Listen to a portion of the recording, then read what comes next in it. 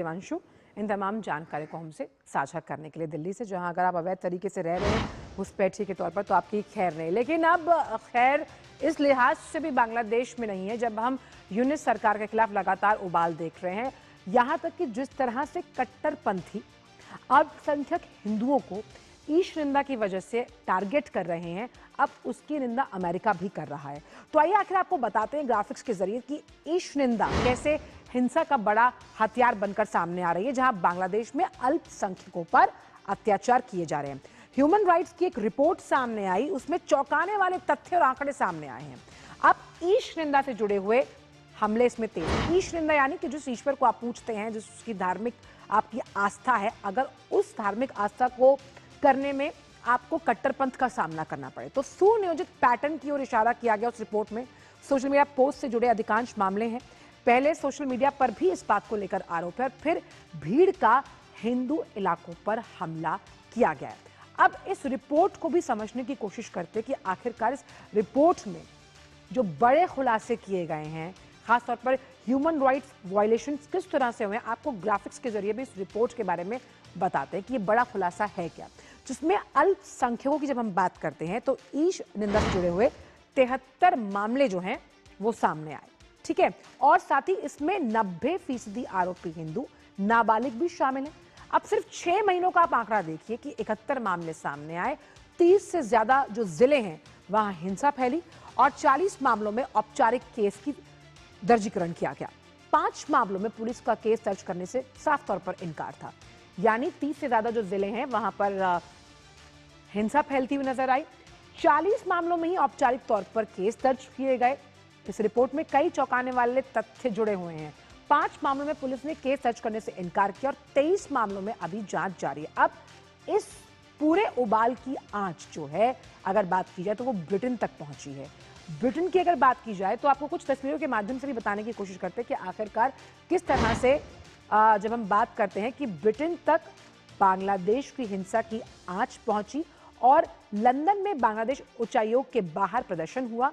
हिंदुओं पर जो अत्याचार हो रहा है उसे लेकर यह विरोध प्रदर्शन किया गया। हिंसा को तुरंत रोकने की मांग की गई। बांग्लादेश के खिलाफ अंतर्राष्ट्रीय कार्रवाई सुनिश्चित की जाए, ये भी मांग अब उठ रही है। ये तो बात हमने की ब्रिटेन को लेकर कि किस तरह से आप देखिए अब वैश्विक लेवल पर भी बांग्लादेश में कट्टरपंथ की वजह से जो अल्पसंख्यक हिंदू वहां झेल रहे हैं, जो टारगेट हो रहे हैं, आप समझिए कि अब इसकी गूंज वैश्विक लेवल पर भी सुनाई दे रही है, जहां पर लंदन में बांग्लादेश उच्चायोग के बाहर प्रदर्शन हुआ। अब अगर बात करें हम अमेरिका की, तो हिंदुओं की हत्या पर अमेरिकी सांसद भी भड़कते हुए नजर आए। बांग्लादेश में हिंदुओं की निर्मम हत्या की कड़ी निंदा की गई। अमेरिकी विदेश विभाग ने भी इस पर कड़ी नाराजगी जताई है। साथ ही अमेरिकी जो सेनेटर हैं, उन्होंने इस तरह की हत्या को भयानक बताया।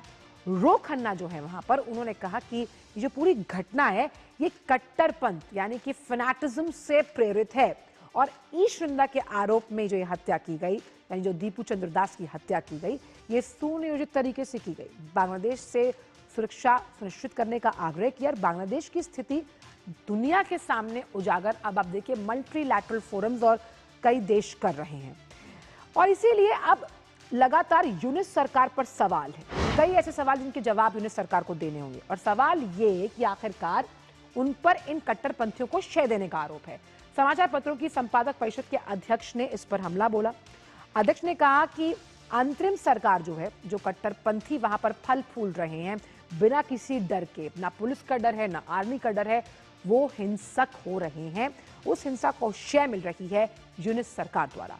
हादी की मौत के बाद ये हिंसा भड़की और कोई कदम नहीं उठाया गया और 12 दिसंबर को उस्मान हादी की मौत हुई, जिसे कहीं ना कहीं हीरो बनाने की कोशिश कर रही है बांग्लादेश सरकार।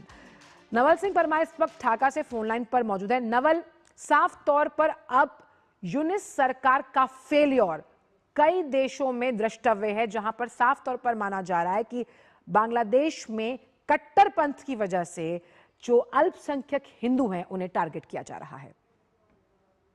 जी, देखा जाए तो बांग्लादेश में पिछले 1 डेढ़ साल में ऐसी बहुत सारी वारदातें हुई है जिसमें जो कट्टरपंथी लोग हैं उन्होंने इस निंदा के आरोप में काफी बार लोगों के घर जलाए हैं वो भी सोशल मीडिया पे अपडेट्स के नाम पे, और एक दो वारदात पे किसी का कत्ल भी हुआ है, जैसे जिसमें दीपू चंद्र दास उसमें लेटेस्ट एडिशन है।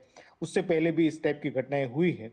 तो बांग्लादेश में लॉ एंड ऑर्डर का सिचुएशन जो है वो पिछले एक डेढ़ साल से काफी गिरा हुआ है, और उसके चलते ना केवल माइनॉरिटी पर साथ में जो लिबरल लोग हैं उसमें मुस्लिम समुदाय के भी लोग हो, या फिर जैसे फकीर लालौन फकीर के जो फॉलोअर्स हैं उनके मजार है, सूफी लोग हैं, या फिर मीडिया है, इवन महिलाएं हैं, उनके ऊपर कहीं ना कहीं कट्टरपंथी लोग जो है अपना अत्याचार जो है वो ढाते रहे हैं, जी। और उसमें कहीं ना कहीं इंटरिम गवर्नमेंट का जो failure, law and order situation ढंग से नहीं रख पाना, कहीं ना कहीं जो फंडामेंटलिस्ट पॉलिटिकल पार्टी है उनके सपोर्ट से यूनुस एडमिनिस्ट्रेशन चल रहा है, जी। उनको यूनुस को उनका समर्थन की वजह से वो सत्ता में है, तो कहीं ना कहीं उनको छूट दे रहे, इस टाइप का आरोप भी काफी लोगों ने लगाया है, जी। जिसमें एडिटर काउंसिल के चेयरपर्सन हम्म। हो या फिर पॉलिटिकल पार्टी के लोग हो, तो जिनका ये कहना है कि या तो सरकार या सरकार का कोई हिस्सा जो है बांग्लादेश में लास्ट कुछ जी। एक दो वीक में जो नवल, वारदातें लेकिन हुई एक है जी, उसमें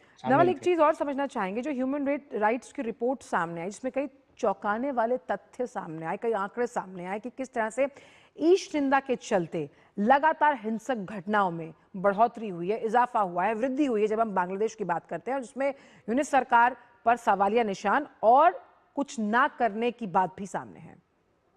जी, जिस जिस तरीके जिस रिपोर्ट का आप जिक्र कर रहे हो उसके हिसाब से, और यहाँ पे भी मीडिया में भी जो अलग अलग समय पे वारदातें हुई है उसके बेस पे काफी बार फैक्ट्स जो है सामने आता है, तो उससे पता चलता है कि इस निंदा के केसेस जो है वो वैसा नहीं है कि अभी हो रहा है, पहले भी बांग्लादेश में हुआ है, लेकिन जब लॉ एंड ऑर्डर का सिचुएशन ठीक ना हो, और दंड का कोई डर ना हो, पुलिस का कोई डर ना हो, ऐसी स्थिति में जो फंडामेंटलिस्ट एलिमेंट है उनको फ्री जी। हैंड मिल जाता है, तो उसकी वजह से ये वारदातें जो है बढ़ी है। जी, बहुत बहुत शुक्रिया नवल, इन तमाम जानकारियों को हमसे साझा करने के। तो यूनिस सरकार जिस तरह से वहाँ काम कर रही है उस पर कई प्रश्न चिन्ह उठते हैं।